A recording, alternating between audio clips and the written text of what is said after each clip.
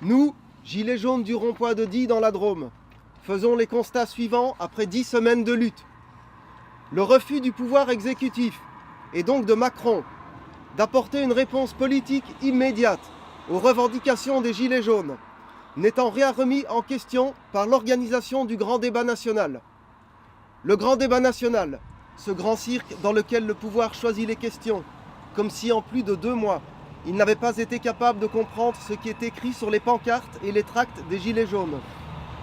Comme si, en plus de 2 mois, il n'avait pas été capable de comprendre ce que des gilets jaunes ont tant répété dans les médias. Le grand débat national, ce grand cirque, dont les réponses sont déjà fournies par le pouvoir, qui a d'ores et déjà annoncé qu'il maintiendrait le cap des réformes et ne changerait pas de politique. Le grand débat national, ce grand cirque, imaginé par les marionnettes de l'oligarchie ultralibérale, est une pure imposture, une basse opération de communication, une campagne électorale qui ne dit pas son nom. La seule vraie réponse apportée jusqu'à aujourd'hui est une féroce répression. Plus de 10 000 interpellations, plus de 5 600 gardes à vue, plus de 1 000 condamnations, plus de 2 000 blessés, plus de 100 blessés graves, éborgnés, mutilés, brisés, et 12 morts dont l'un au moins est imputable aux armes utilisées par les forces de la répression.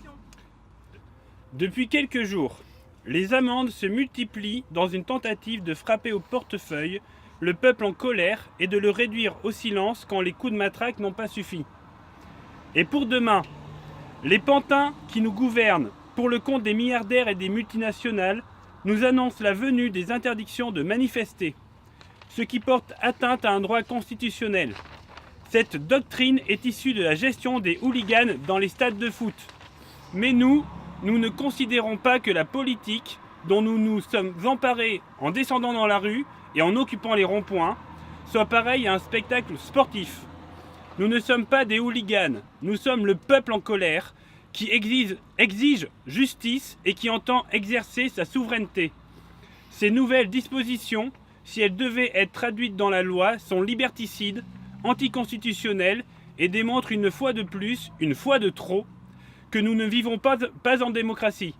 Le droit de manifester ne peut dépendre de l'arbitraire d'un pouvoir administratif. Nous sommes effondrés d'apprendre que le ministre de l'Intérieur, Castaner, le joueur de poker, demande d'intégrer dans chaque unité de force de l'ordre 2 binômes observateurs-tireurs équipés de fusils mitrailleurs HK G36. Qui est violent?